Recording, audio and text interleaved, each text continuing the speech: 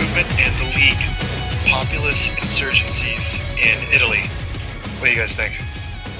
Well, this is definitely the latest huge victory for the National Populist Forces after the media kept telling us throughout 2017, oh no, the populism peaked with Brexit and Trump. It's going downhill. They're losing. They pointed to the Netherlands. They pointed to the French elections, presidential and legislative, and then the German elections where, yeah, the National Populists didn't quote unquote win, but the establishment parties sure lost. And then just to cap out the year, proving them wrong, you had total victory, unquestionable victories in Austria and the Czech Republic's legislative elections. And then earlier this year, the Czech president was reelected on a very Trumpian, anti-immigrant, anti-EU platform. So what we had here was the first big legislative election for a European country in 2018. And boy, oh boy, we knew this was going to be good, but we didn't know it was going to be this good. So what happened is you had three major coalitions. You have the left-wing coalition consisting of 6 parties, and it's led by their main left-wing party, which is also called the Democratic Party, of former Prime Minister Matteo Renzi. Renzi resigned in December of 2016 when a nationwide constitutional referendum that he championed, which would have given the government more power, ultimately failed. But the weird voters of the PD, for some reason, decided to vote him right back in as party leader, and now he said he's going to resign again after this election because he deserves to. Because that party was carrying the weight for the entirety of the coalition, where all the other 5 parties polled at 1% or less. So it was them, as well as the right-wing coalition, led by former Prime Minister Silvio Berlusconi and his center-right Forza Italia, and then the National Populist Party, which is called... Hold on. It's just... But it's good to touch on how Berlusconi kind of bamboozled the Italians because he ran as a right wing, as he ran as center right, but then his policies were all basically left. Right, yeah. It was noted by a media outlet that Berlusconi's personality, he's very politically incorrect, he's very rude, he's a multi-billionaire, he's brash. Berlusconi himself, personality-wise, is the only thing that makes Forza Italia somewhat right-wing and would align themselves with parties like the League, or La Liga. I take offense to that because you basically just said that a lying, cheating, swindling womanizer is characterized by the fact that he's right-wing by those things. Oh, man. I believe he did say once that his policy on immigration was that migrants had to leave, but quote, beautiful women could stay. So, hey, nothing wrong with that. So then you have the other party in the right-wing coalition, which are the other center-right party, Us with Italy, which got around 1%, and then La Liga, the League, which was formerly a northern separatist party, but they dropped that whole northern appeal, and they took their message national. They're very anti-immigrant, anti-EU, and they're led by a guy named Matteo Salvini, who is very much the Italian Donald Trump. He actually met President Trump back when he was a candidate in April of 2016 at a rally in Philadelphia. And then you also have another right-wing party called Brothers of Italy, which has really earned the scorn of the mainstream media, as outlets like CNN keep calling it a fascist party, even though it's literally not. So what you had here is... Why do they call them the fascist party? Because anything to the right of Vladimir Lenin is fascist, don't you know? Yeah, that's a good point. That was a stupid question. No, that's all right. There's no such thing as stupid questions, only stupid answers on this show. Right. So what you had is, on the left, the Democratic Party was carrying all the weight for its coalition, whereas on the right, both Forza Italia and League polled pretty well on their own, and combined, as expected, the right-wing coalition did greatly outperform the left-wing coalition. They got around 37% of the vote to the left-wing's 22% or so. And then at the center of all this, literally at the center, you have a centrist populist party called the Five Star Movement, which it's not explicitly nationalist. It's not really right-wing, but it is anti-EU. It's very Eurosceptic. It is pretty anti-immigration as well, but they also have some left-wing stances such as environmentalism, pro-direct democracy. It's a very interesting party, and their motto is what you alluded to at the beginning of this podcast, Pepe, which is we can't actually give the English translation on this episode, but you can go fornicate with yourself is essentially what fafanculo means, and that's their So Trump ran on "Make America Great Again" or "America First." Mm-hmm. The Italians are running on the slogan "Go F yourself," and it's the middle finger to the establishment. That definitely corroborates what a friend of mine once said. I was discussing the Italian elections with him last year, and he said something along the lines of, I'm paraphrasing here, honestly, the Five Star Movement is the weirdest political party in the world that is Well, actually they are. legitimately viable. Like, it could actually win, and it did. They're an anomaly. They're an anomaly to any type of political movement because you can't really label them. Exactly. No, No. they're anti-establishment, as you pointed out, Mhm. but they're not quite right wing, but Nope. not quite left wing. They really just want to stir up the pot and like just kind of break apart the political system and see what happens. Yeah. And That kind of ties into what happened in the Czech elections last year, where you had Anno 2011, Anno 2011. That's its full name. 2011 is the year it was founded, and Anno, I think, literally just means yes in Czech. And it's also a very centrist populist party, led by an outsider billionaire named Andrej Babis or something long. I'm probably horribly mispronouncing his name, but a very Trump-type guy as well. And another great description I remember hearing for Five Star Movement, an Italian commentator described it as, quote, "It's a party that lies behind a rightist facade, under a leftist roof, over an anarchic basement." And I'm like, right, and that's actually a really accurate statement because they advocate things like direct democracy, e-democracy as well, yeah. Right, e-democracy. It's you're right, it is pretty absurd, which is I still mixed feelings about it. And electronic democracy? Do they want to like vote online or something? Yeah, they were born out of the internet pretty much. Yeah, in 2009. Yeah, it's like literally internet democracy. Let's not get into that. Yeah. Well, they're definitely not like Eric said, they're definitely not like a nationalist. You can't label them. Right. They're just like an Italian whirlwind that's run by a guy. The political head of it is Luigi Di Maio. Di Maio, that's probably about right. Yeah. He was actually chosen to be the prime minister candidate right. by the founder of the party, the former leader, a guy named Beppe Grillo, a comedian, former actor, very crude, very Trump type. He stepped down to give them a more, quote, I guess, traditional candidate for prime minister, but he himself is still unofficially acting as party leader. But yeah, Luigi Di Maio, as you mentioned, he's 31 years old. He's 1 month younger than Sebastian Kurz, the Chancellor of Austria. So if he were to somehow become PM, he'd be the second youngest world leader and the second millennial to ever be a world leader. But that's where the issue with Five Star Movement comes in, is that they have explicitly refused to align with any other party. Whereas on the right, you have 4 parties in their coalition. On the left, you have 6 parties. Five Star Movement is completely alone. So what happened here, to get to the actual results, Five Star far and away did even better than expected. They were polling in like the high 20s. They got around 32-33%. So they're the largest single party overall. And they alone, the Five Star Movement, did better than the entirety of all 6 parties in the left-wing coalition, which is just pathetic. They got like a whole 10 points more. But the right-wing coalition is the largest overall bloc at about 37%. So and the Democratic Party in particular underperformed greatly. Their minimum was expected to be around 20%. They got like 19-18%. So they did horribly. And the last big shock to come out of this is that on the right, the general prediction was going to be that Berlusconi's party, Forza Italia, would be the number one. It would poll somewhere in like the high teens, and he'd be in line to become prime minister again, because I think he's been prime minister like 4 times in the past. But what happened? That is not at all what happened. The League actually switched places with them and polled at like 17-18%. That was their estimated result. And Forza Italia got like 14-15%. So now, if the right actually is granted permission to try to form a government, Matteo Salvini, the true Donald Trump of Italy, will become the next prime minister. And both party spokespeople in Forza Italia and Brothers of Italy said that they would concede to that. You know, there was a little concern over like, oh, will Berlusconi actually let Salvini take over? But they've all said, yeah, we'll let Salvini be prime minister if we actually get a majority. So the final problem here, of course, as has been talked about, is that no one, the right, center, Five Star Movement, none of them got an outright majority. Center right is the largest, Five Star is second, center left is third. So there's going to have to be some kind of coalition formed here. A grand coalition is not likely because the Democratic Party did so horribly, and the right shifted so much further to the right. There has been talk that what the BBC described as, quote, the EU's nightmare result might happen here, because if you combine the totals of the Five Star Movement and the League, you get like somewhere around 49%, like just shy of 50.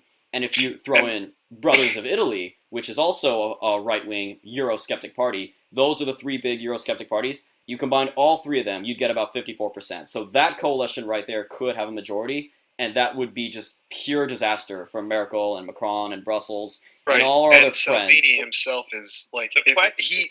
Go ahead, Eric or Ian. Ian, yeah. The question at hand, though, is the Five-Star Movement willing to work with the League and Forza Italia and Brothers of Italy and us with Italy, the fourth party?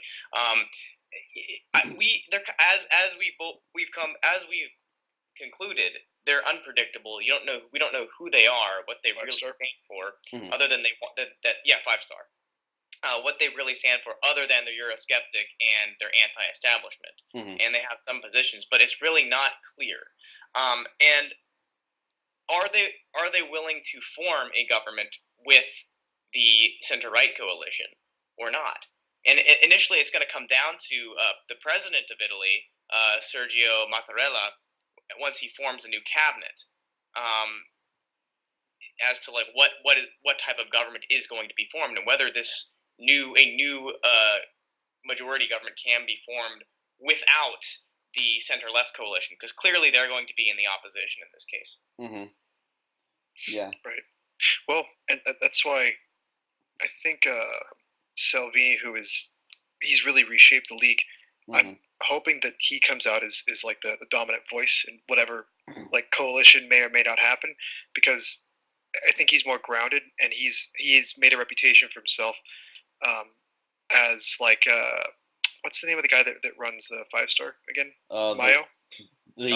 Their prime minister candidate or their leader? Their leader. Their leader is Beppe Grillo, the comedian. Their prime minister. No, the PM guy. Okay, yeah, that's Luigi Di Maio. Yeah. Yeah, like what separates these two, Salvini from Di Maio, is that Salvini seems to like.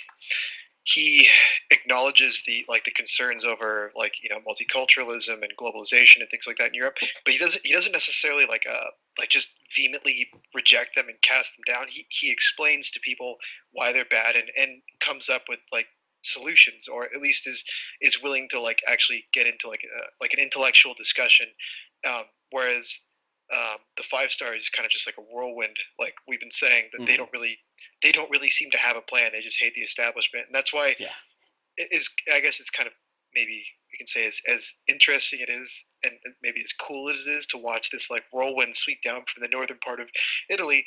It's also, you're definitely hoping that the Five-Star, I don't know, that they're grounded, or that someone who's grounded ends up, someone like Salvini ends up at the head of this coalition, if there is a coalition. Yeah, that is quite a twist, because you would expect, or at least the media narrative would expect, that a guy like Salvini, who is decisively more right-wing, would be more of the demagogue who just, as some people would say, he diagnoses, but he doesn't propose cures, whereas in this case he does calmly explain it, right. And he is more firmly anti-immigration and anti-EU. He is. He's against multiculturalism, he's against free market capitalism, but doesn't mean he's a socialist. He just he's against I guess what you would call economic Marxism.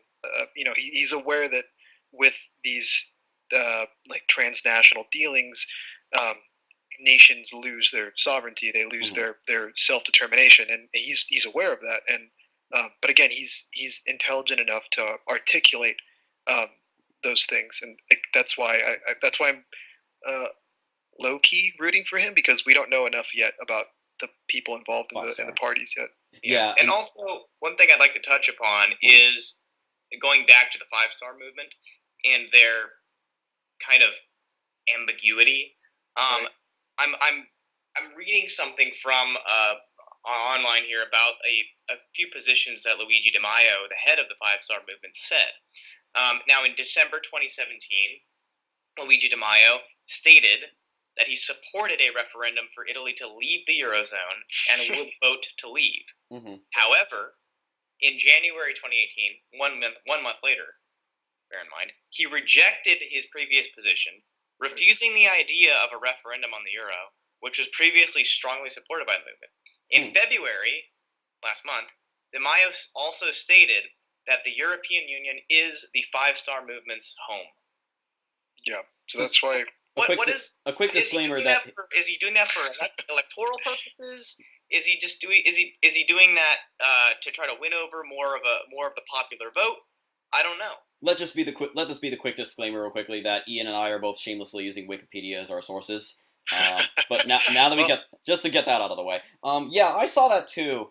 And I was thinking, that could have been him trying to moderate to get broader appeal, but it's still, Euroscepticism is still unquestionably a core part of the five-star movement. That's the main reason why they won. And that's what all the analysis is subsequently saying, is that you combine them in the League and the Brothers of Italy, 54% of Italian voters voted for anti-EU parties. So I think that actually could be the interesting junction there where they come together on their shared dislike of the EU. Because what you have is the five-star movement is not really that firmly anti-immigration. It did shift to a more hardline anti-immigration after the Christmas attack in Berlin in 2016, when it was revealed that perpetrator who killed 11 people and injured over 50 of them, he actually came into the EU through Italy first, as many of the migrants do. They crossed the Mediterranean. Italy's like the gateway. He then went to Germany, and then he fled back to Italy before he was gunned down by police. There was a widespread sense of Italian guilt there over that, we played an indirect role in this because our migrant policy is so lax. Those people all the way in Germany died because of us. And after that, the five-star movement cracked down a bit more on immigration and said, yeah, we'll be more anti-immigration. But at the end of the day, they emphasize the economic aspect that we want to leave the Eurozone. We don't like the euro, we don't like the currency, and that itself would be a huge blow because Italy is the fourth largest economy in the Eurozone. The League, again, is anti-EU, more from the perspective of being anti-immigration. Again, multiculturalism, Islam, all that good stuff. They're an identity. They're definitely a Western identitarian party. Yeah, that's they're definitely more of a national populist movement than in the five-star movement, which is just a populist movement. Right. And again, they emphasize the EU's failings on the economic level, whereas the League emphasizes it on the societal, foreign policy-based level. So you could have them both say, hey, okay, we want to get rid of the EU because of immigration. You want to get rid of the EU because of the Eurozone. We both want the same thing. So let's just have a broad referendum on leaving the EU altogether. Italics it, as it were, which could be the reason that they ultimately, again, that possible nightmare coalition, as was described, of the five-star movement, the League, and the Brothers of Italy all combined together for an anti-EU governing majority. And like Ian said, the League definitely aligns more with the French National Front. It's definitely a nationalist movement in the sense that they identify as Western and they identify as Italian. And in both of those things, they demand that they have control of their borders. And so, like I said, I definitely hope that the leaders of the League come out on top. Yeah. And here's one thing that we have to realize, going back to the borders issue and mass Islamic immigration and the refugee crisis of Europe, Italy and Greece mainly, but Italy largely, has faced the brunt of this refugee crisis, with a large number of migrants taking small rickety boats from the Libyan coast and other areas in the Mediterranean and landing on Italian beaches. And because of the European Union's refugee rules and regulations, the country that you arrive to first, you have to apply for refugee status in that country under EU, the statutory rules that are implemented by EU and their refugee laws. But that being said, if everyone were to just follow the rules, Italy would have to face almost all the refugees there. And most of those refugees are looking. They don't want to stay in Italy. They want to go to Germany. They want to go to Sweden, where all the handouts are being given. But a large number of them have remained in Italy because they can't get farther north, and that has caused a lot of social, cultural, and religious tension between the native Italians and these Syrian and Northern African and Afghani and Iraqi and various other refugees from all over the North African and Islamic world, and it's just creating such a fervent distaste for the European Union's migrant policy, right? To the point where you've seen this complete collapse of the establishment parties. Italians can't even get along with each other. How are they supposed to get along with people from the Middle East, even North Africa? Exactly. And it's true because this concept of referendums and of different little Italian factions vying for independence or more autonomy. I mean, the Republic of Italy itself was founded on a referendum. I think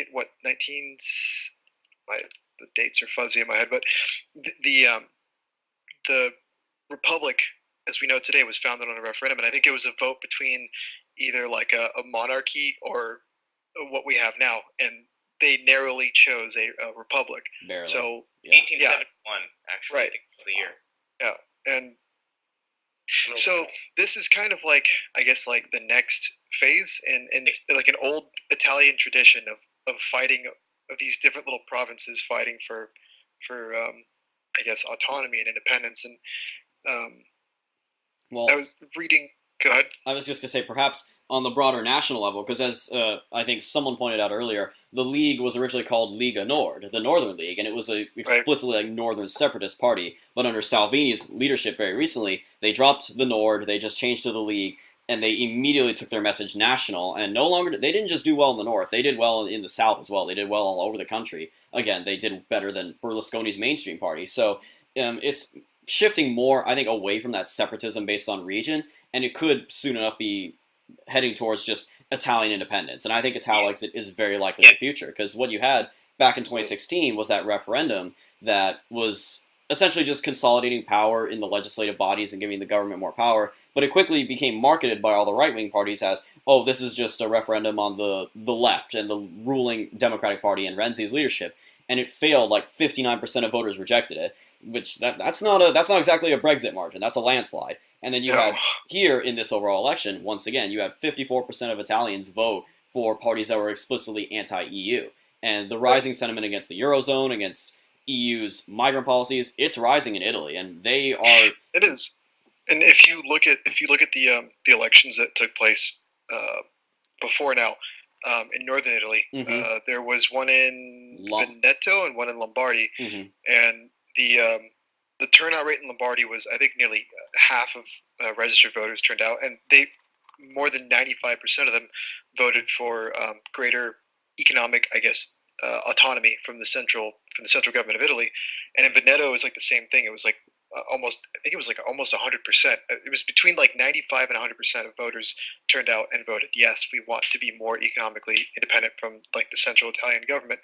And another thing that I'm not sure I've seen taken into account is that these places where this populist movement is starting from, especially the League, these are like the most productive parts of Italy, like the northern, right. And it's like, I think Lombardy accounts for something like 20 or 25% of Italy's entire GDP, and Veneto is between like 5 and 10% of Italy's entire GDP.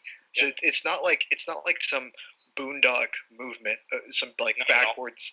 No, it's like it's kind of like Catalonia, and it actually, I think this took like place. Catalonia. Yeah. It took place like a month after Catalonia, didn't it? The first like regional referendums, and there were even people in those regions in Italy that supported the movement in Catalonia for independence. So I think that we're maybe seeing in the mainstream these movements being discarded as sort of like little boondock insurgencies and like anomalies, but these are educated, productive parts of places like Italy that are vying for independence from a central government that basically, like in Catalonia's, and I mean, you can disagree with Catalonia's fight for independence or not. I'm ambivalent towards it, because there's so many wheels that are involved that it's kind of silly to cheer for, like, I'm going to pick you, but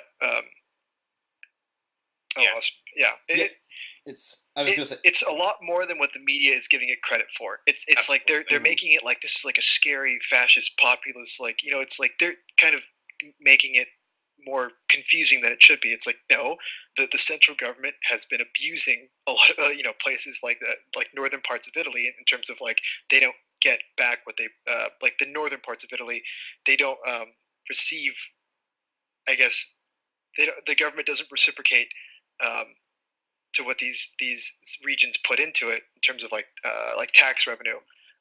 Like I just lost my train of thought, but yeah. So there's a lot more to these populist movements than our media is giving them credit to, and I think we're gonna see these movements assert themselves as a lot more than just these like backwards, populist movements.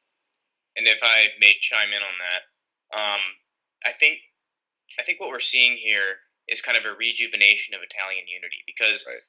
prior to 1861, looked up the year when all the Italian kind of fiefdoms, the small like the kingdom of the two Sicilies, and you had all the northern states, and you had you know um, had the Medici family running Venice, and I'm probably horribly wrong. I don't know if they ran Venice or not, but you had all these small fiefdom nations within the boot of Italy that were all having these conflicts with each other over trade and over various different issues, and but they united in 1861, and I think over time they've had kind of a they that unity kind of started to fall apart.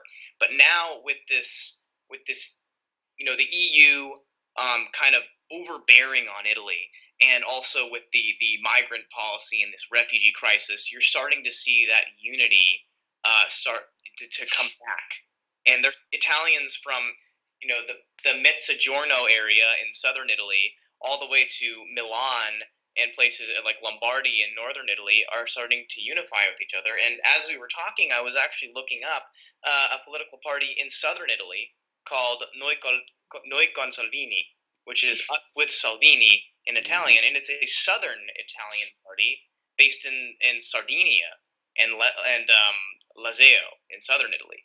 And they, because of this smaller party that joined forces with the League or Lega Nord, which was what was formerly known as, changed their name because the Southern Italian Party, which had the same kind of identitarian national populist ideology, joined forces with the Lega Nord, and the Lega Nord just dropped the Nord because they had allies in the South.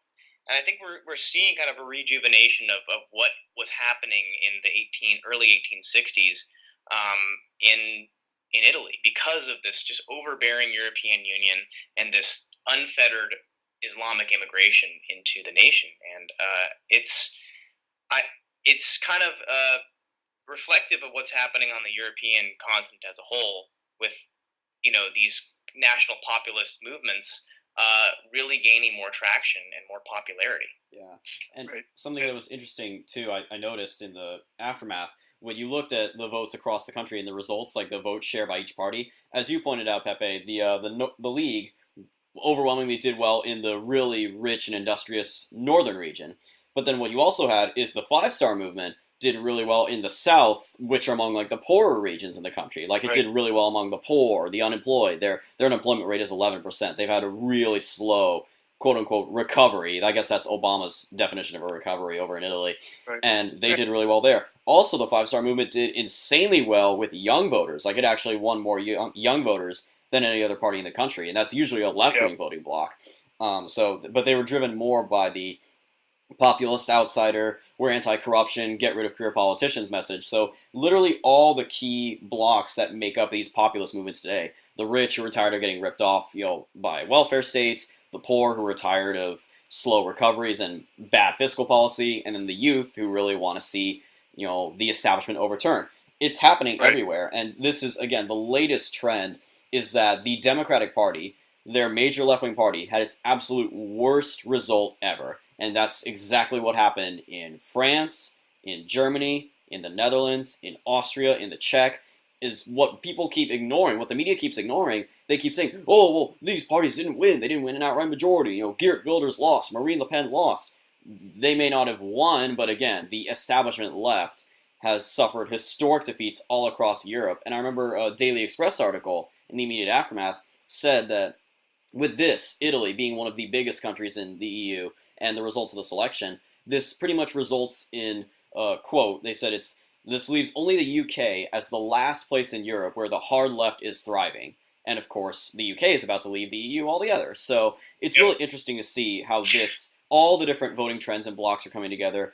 And you can see, if you look at a map of Europe, the wave is slowly creeping in from the east. You had, previously it was the Eastern European countries, Poland, Hungary, all those states. Then it's the Czech, and now it's Italy. Austria is Austria as well. Switzerland has already been actually kind of pretty firmly right wing since like the early 2000s, but Poland, Hungary, Austria, Czech, and now here in Italy, it's slowly making its way towards those Western European countries like France and Germany, which are the last bastions of the left and the pro EU crowd.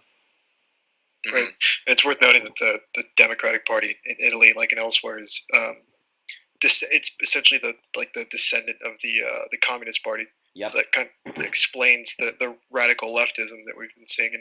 And that's another thing too is on the topic of like debt and the welfare state is I don't know if this has come up because I know that immigration is a big issue and it is. In my opinion, if I was an Italian voter, that would be like the number one issue for me.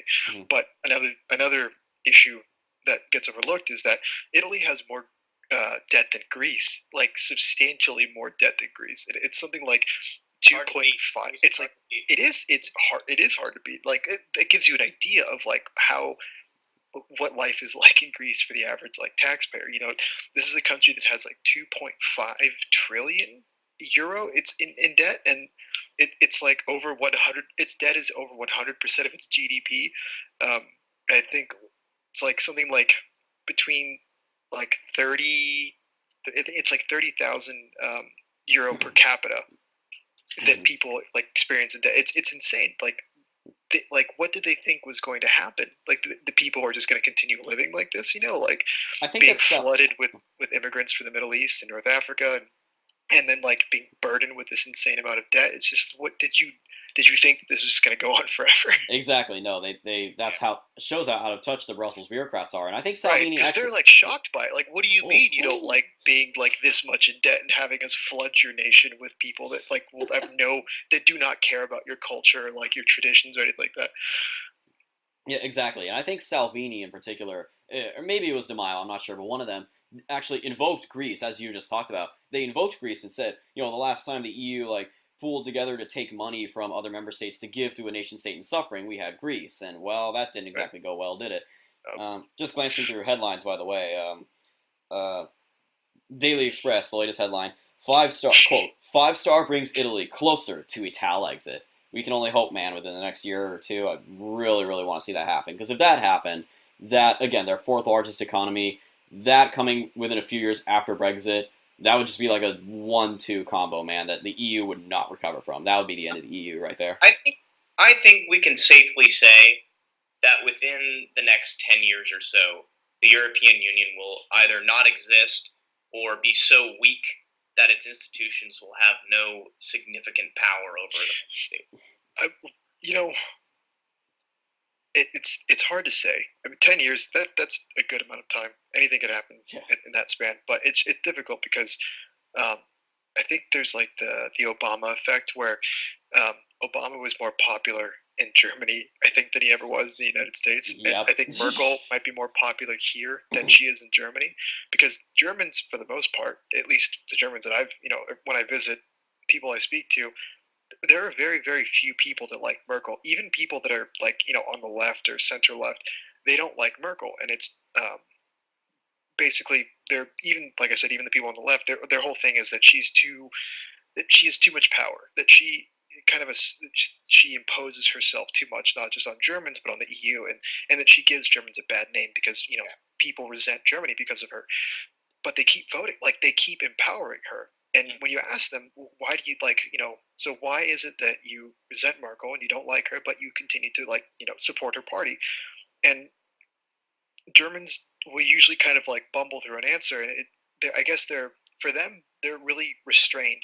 They want to believe that the system can work, that they can, work through the process and remove Merkel, but then they just put her back in office, and it's like I don't know how the Germans do it. I mean, what the Italians are doing makes sense to me. Like, you get mad, you smash something, you burn it down, but I mean, hopefully you have a plan after you do that, right? But like, Germany just continues to like allow Merkel to run the country. It's like, so I don't know.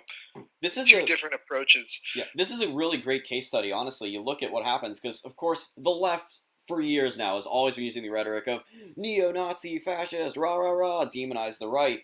Obviously, in countries like Italy and Germany, those words and those attacks sting a little bit more for obvious reasons. But what you have now is a clear difference. Whereas in Germany, there still, to this day, is a widespread guilt over what happened about 70, 80 years ago. And I remember Sargon of Akkad actually did a video on this, talking about how he was in Germany, visiting for a few months, or he was there for actually a few years, I think, a while ago.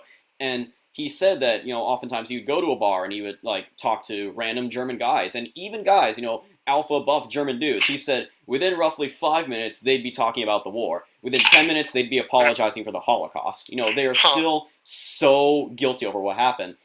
And that's why they're still so reluctant to vote for a party like Alternative for Deutschland. Anything to the right of Merkel or to the right of Scholz's left-wing party is considered Hitler. At least publicly. Right, yeah. But then, obviously, the results speak for themselves. AFD did really well, but Merkel still ultimately got to stay as chancellor. Whereas in Italy, you're seeing something different. Again, they were right alongside Germany during that time, almost a century ago. But it seems to me that those attacks are finally wearing off. They keep saying, CNN, for example, the League is xenophobic and the Brothers of Italy are post-fascist or neo-fascist. And why do they say xenophobic? Does it sound worse than racist? Does it sound more scientific? It applies. It's a broader term. Not inclusive. Is it like that's what the nouveau left wants to be? You have to have inclusivity, or you're a fascist. It applies. Did racist lose its sting, and so they had to commission a board of experts to come up with a worse term, like a xenophobic? More sophisticated, because I think racist ran out. It's just become such a dull term. If you're talking, it's like, racist isn't working anymore. We need to make something that sounds more. They made it up, yeah. If you're talking about the word itself or how it sounds, I don't know where it has to sound more pathological. Yeah, and I think with xenophobic too, it talks about discrimination in general, whereas racism is based on race, sexism based on gender. Xenophobic is the all-encompassing, against religion, against race, it means bigoted in some capacity. Yeah. But either way, what's happening in Italy? Once again, that number. 54% of Italians voted for an anti-EU party overall, and again, in terms of coalition-wise, you had roughly 37% vote for the right-wing party, or the right-wing coalition. So what you have is a majority of Italians now finally have stood up to all these slings and arrows of, you're a racist, you're a neo-fascist, you're the next Mussolini. They're finally standing up and saying, you know what, no. We can spend all our time reconciling with the past, which none of us or none of our parents, for that matter, had anything to do with, 70, 80 years ago, or we can focus on the new threats right now, where terrorists, literal Al-Qaeda and ISIS operatives, are sneaking into the European Union through our country. They use us as a gateway to go kill people in Germany and then come back to us to try to escape.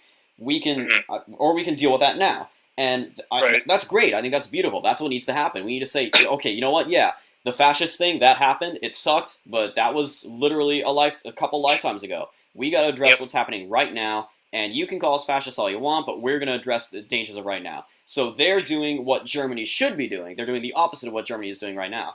And I can only hope that soon enough, Germany and one day France and the others will follow suit.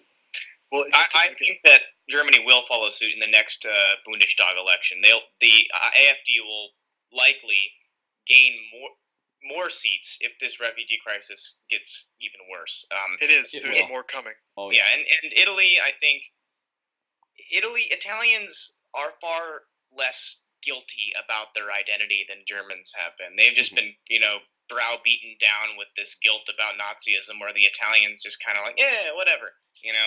It's literally this 1, 2, 3 step. You have Germany, which is still in total guilt and denial. You have Italy, which is on their way now. And then you have Japan, which has already gone right back to a right-wing nationalist group in power. Yeah. So I wonder when Sargon was in Europe, because I have family in Germany, and for the most part, when that gets brought up, when on the news they see somebody who makes alludes to Nazi Germany, they roll their eyes and they're just like, oh yeah, we have to remember that we're Nazis. I would say it's at the point where it's less of guilt and more of annoyance, because it's absurd. It's like guilting white people today for slavery. It's like, it would be like me shaming Ian for slavery. Like Ian, who's in his 20s, it's like, Ian, shouldn't you be ashamed of slavery? It's people. What it does is it takes away from how actually horrible that thing was. Yeah. But the profound irony is that all this like chest beating about how we have to remember like our fascist past in Europe and all that nonsense. And obviously that's always used to as an excuse for allowing millions and millions of Middle Eastern immigrants into Europe. And as they do that, what we're seeing is that there is like a mass exodus of Jews from Europe. Like Jews are fleeing Germany because of anti-Semitism. Like I read this report. I think it was on Der Spiegel, and "you Jew" has become like one of the most common insults at German schoolyards. Like Jewish parents are pulling their kids out of schools because Muslim students are ganging up on them and beating them up. If they're not just insulting them, they're actually beating them. And when the teachers are so like, well, one, they're not equipped to deal with this because of like the political correctness and all that stuff, but they're also literally not able to handle this because their whole like doctrine for how to deal with like if you spot fundamentalism, it's all relegated for Salafism, like specifically for Salafism. So if like the student's family does not say or like is not openly Salafist, which most Muslims are not, then the school has no real recourse. Like they don't know what to do. We're like, oh well, it's just kids being kids. It's like, well, it's just the irony of it. It's like they're shaming people with fascism and Nazism as Jews are leaving Europe because of the migrant crisis. It's just it does not get any more ironic than that. That's the ultimate twist. As you were saying that story, you're building up like, oh, Jews are leaving. Oh, you Jew, it's number one insult, anti-Semitism. The twist is that now it's no longer frustrated Aryan would-be painters doing it. Now it's Muslims doing it, which again, it's a known fact, as Geert Wilders has constantly said, that Islam as a whole is extremely anti-Semitic, arguably even more so than the Nazis were. But of course, they won't talk about it because in the hierarchy of the left's favorite minorities, Islam is pretty high up there. Yeah. So a lot of irony and a lot of intrigue in Europe right now. Definitely. And I think ultimately this EU, oligarchy and the massive Islamic migrant crisis that's happening is going to lead to more election results like this within the European Union member states. Oh, sure. So I think it's inevitable. We have, coming up in 2018, we have Hungary, which is expected to send Viktor Orban to his third consecutive term. The party is his party, Fidesz, that's their right-wing National Populist Party. It's expected to win pretty big. The question is whether or not it'll get a two-thirds majority outright, which would give him full freedom to amend the Constitution at will, which would be really good. But then after that, I think the last really big one in Europe is the Swedish legislative election, and that's going to be really interesting because Sweden Democrats are polling pretty well. They're polling in third. They were in second for a while, but then they've fallen back down into third on average, and they're getting the same treatment that Wilders' party got in the Netherlands, that every other party refuses to work with them no matter how well they do. But we got to wait and see how they do, because see if this gives them a shot in the arm, or see if it'll be politics as usual over in Sweden, just like it was in, say, France. It's funny. The whole, again, going back to the migrant crisis, this could turn into an entirely different tangent, but there's a lot of parallels between the migrant crisis and immigration in the United States, in the sense that, Merkel and the people that agree with her, they all say that this whole thing was predicated on humanitarianism, that they invited these millions of immigrants in, or because they're not refugees, they're not going anywhere unless they get deported. Like they're not going to go home. So let's just call them immigrants, what they are. That it was all predicated on humanitarianism. It wasn't. Like Germany, like many other European nations, is suffering from like this burdensome welfare state that they can't fund anymore. That there's just not enough going into it, and you have the population shifting into basically retirement age. Like Germany is about to experience a massive demographic shift, where the majority of Germans will be basically retirees, and faced with this like massive amounts of debt and the huge welfare state, Merkel this is my opinion, and this is like what a lot of Germans think too when I talk to them about it. That Merkel saw these immigrants as like a source of like tax revenue. Like that they actually thought that they could turn them into people that pay taxes and will like in exchange like support like the CDU and the parties that welcome them, right? And it's like in the United States, it's not working. It's backfiring horribly, and it's creating animosity between the immigrants and the native-born population, just like it is in the United States.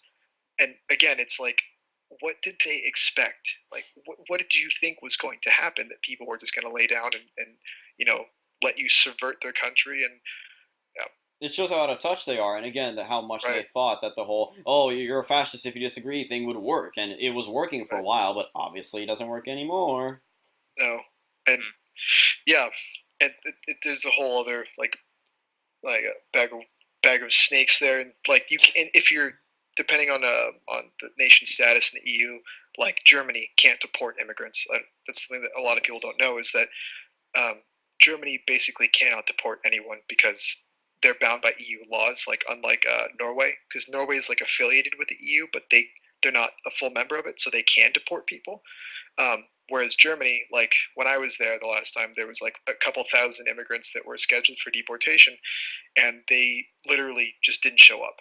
Like they didn't show up to where they were supposed to be to get deported. They just disappeared into Europe. Of course and not. then yeah. Right, and then there was. You could be like Hungary, which is also a member of the EU, but just does not follow EU laws Defy at all. them, yeah. That's what Hungary. They're illegal. That's why, like right up there with Italy, I would say the top 3 most likely countries to be the next exit from the EU is definitely either Hungary or Poland. I mean, you have both Hungary and Poland basically going to the EU and saying, "Come at me, bro." Like they're basically saying, "We're going to defy your laws. We're going to deport these people. We're locking down our borders. And if you want to put sanctions on us, try us. We're going to leave if you do that." And I think Italy probably jumped to number 1 on that list. But yeah, you're seeing it in Eastern Europe, as you said, and it's spreading, as I said, to Central Europe and slowly but surely the West. Yeah. Exciting. Definitely. I love election season, man. I remember on Sunday, too. This was on a Sunday because their elections are weird like that. Everybody else is talking about the Oscars, and aside from the fact that I didn't see any, I don't know any movies that came out this year, so I could care less who won or what won. But everyone else is obsessing over the Oscars and all the gowns and whatever, and I'm just like, I'm just watching the Italian elections over here, man. Don't you guys know there's a major election going on today? No, they'd rather watch their those Oscars. Jimmy Kimmel grandstanding, yay! I'm not even grandstanding, just like congratulating each other on that. As someone on Twitter described it, Hollywood taking a break for one night to stop raping each other and virtue signal to the American public about gun control. Right, and then Dunkirk doesn't get Best Picture; it goes to like I don't even. It was the Guillermo, The Shape of Water. The Shape of Water. Guillermo del Toro movie. I know he's a really good director. Because there's like it's a movie where a woman falls in love with a fish man and sleeps with him a couple times, and so therefore it teaches us about tolerance and diversity and bestiality. So there's a lot we could take away from it, But Dunkirk, that movie didn't have enough diversity. That's an actual thing. Like, remember Dunkirk got slammed because there wasn't enough people of color. There were no black women in the movie. They want to rewrite history to have it because the entire British army was not comprised of black transgender women. Then it was just a horrible film. And hey, I don't know about you guys, but you only need to say 2 words to keep me as far away from the Oscars as possible. Jimmy Kimmel. Oh my! Was it bad? Did you like watch like the like? I didn't even watch. I didn't watch it. No, I didn't watch any. I did not touch it for 1 second. The only thing I saw, I watched one thing from the Oscars because a friend shared it, and this was good. Gary Oldman, who I think we can all agree is a beloved actor. He plays a lot of great villains, but he was up for Best Actor this year for playing Winston Churchill in the movie Darkest Hour, and he won. And his speech was really good. He gives the usual, he thanks family and friends and coworkers. He thanked his mom, who's 99 years old, which is really impressive. And then a couple brief lines, he praised America because he talked about how he was, I grew up watching movies, and one day a little boy from South London could come to America and achieve his dream of being an actor. And America, she's been so good to me. She's a great land. And he praised America. And then, of course, he also praised Winston Churchill, because he had to study the role really deeply and, do research on Winston Churchill, and he really felt a connection with that guy. So overall good speech. It was typical, thanking everybody, and then it praised America and it praised Winston Churchill. So if you watch nothing else from the Oscars, watch that clip, and then nothing else. I'll have to look that up. Yeah. Sounds like a little ray of light and something that I otherwise would hate. Kind of like Matthew McConaughey's speech a few years ago. But yeah, no, there's a few little good moments every now and then. Yeah, on top of the fact, the one other good thing about the Oscars is they had their absolute lowest ratings of all time, which was just beautiful. Oh, yeah. Dropped like 16% from last year, and it broke the record. The previous low was like I think either 2008, 2009, but this one just absolutely surpassed that, and nobody was watching, which was just so fun to see. Really, I didn't know that. Yeah, absolute. But it makes absolute sense. It's like ratings. why would you watch like everything that comes out of Hollywood sucks more so than it normally does. Everything is just gone because everything has a moralizing leftist message to it. Like there's no escaping being lectured on what you should think and what opinions you should have, and it's like it's everywhere, whether it's on Netflix or in Hollywood. You literally can't get away from it. So it's either you like completely reject it, like a lot of us are doing, and like unplugging and not going to the movies anymore, or you. Sorry, I guess you accept the indoctrination. Yeah. So that was one thing that really pissed me off too. This is one movie you should go see if you have to take the time. There's the remake of Death Wish. I don't know if either of you guys have seen the original Death Wish from 1974 with Charles Bronson. Of course I have. Yeah. Oh, I saw it recently, just about like within the last year, and it was really good. They did a remake with Bruce Willis, which is interesting. Usually remakes don't get an A-list actor like that. And I saw some of the reviews for this movie. It has a really low review from critics, but a great review from audiences. So it's like the reverse of The Last Jedi. And what happened is... Black Panther? Oh my god. Well, the thing is... oh yeah, they love Black Panther because it's, it's black nationalism. But no, do you remember they were like, if you give the... I think it was Rotten Tomatoes that said if users give it like a bad rating, they'll ban it. They'll ban it. They'll call it hate speech or racism, exactly, yeah. But they couldn't cover up the audience reviews for Death Wish, which was like 85%. It did a lot better than Last Jedi. And the critics' reviews... overwhelmingly, what I saw was general criticisms of the fact, A, they were all like, oh, this movie is so insensitive coming out right after the Parkland shooting. And I'm like, okay, do you really think Eli Roth knew that was going to happen when he released his movie? I'm going to go with no. But on top of that, I'm taking a look at some of the reviews here. And yes, I'm using Wikipedia as my source. This was a couple really bad ones. The Guardian criticized it for, quote, flatlining the politics and saturating the pathos, and for insulting both sides of the gun control argument. And the Hollywood Reporter said the film does not attempt to, quote, use genre metaphors to address real national debates. And so I'm looking at this like, okay, so you guys are literally... Wait, say again? I said, wait, what? Let me read those one more time. The Guardian... what was the thing about pathos again? The Guardian, quote, it flatlined the politics and saturated the pathos. Like, in other words... do you know what that means? I'm going to assume they meant the film... What do you take from that? Well, they assume the film is too emotional, which I didn't know was a crime these days. What I'm getting at from both of them, these two and others like them, they're mad at this movie for not being political. They're mad at it for saying, oh, this movie should have been political. This movie should preach to us about gun violence, because he's in Chicago, no less. He's gunning down criminals in Chicago. So, it's racist white vigilante gunning down black people, so whatever. They're literally mad at this because it's not preaching. It's not lecturing people, like you said. It's just a good old-fashioned action movie, which, I mean, last I checked, that's what action movies are supposed to be. Like, Die Hard isn't political. James Bond generally isn't political. It is awesome, though. Say again? Yeah. What was that? Oh, I said it's really awesome, though. Yeah, no, it is awesome. Yeah, and that's one movie I think we should go see just to anger the leftists. But that's how Hollywood, how bad it is. They now think it is their obligation to lecture us from their Ivy Towers, behind their armed guards, in their 5-story billion-dollar mansions, while they're busy raping each other. No, lecture the average... Didn't George Clooney, move to Italy briefly after Trump won, and then he came running back to the United States, and he said it wasn't safe or something? He left the U.S., and then was like, oh, never mind, it's actually horrible. And he literally said it wasn't safe. Now would be the perfect time to play that clip of George Clooney, oh, I have to look it up. Trump's not gonna be president, come on. Him and everybody else under the sun, like Obama and... Oh my gosh, yeah, no, that's... I'm pretty sure this montage is out there for days of every single person who ever said Trump wouldn't be president. It's great. We'll have to watch Death Wish and then talk about it in the next episode. Maybe that could be our thing, is to do movie reviews now.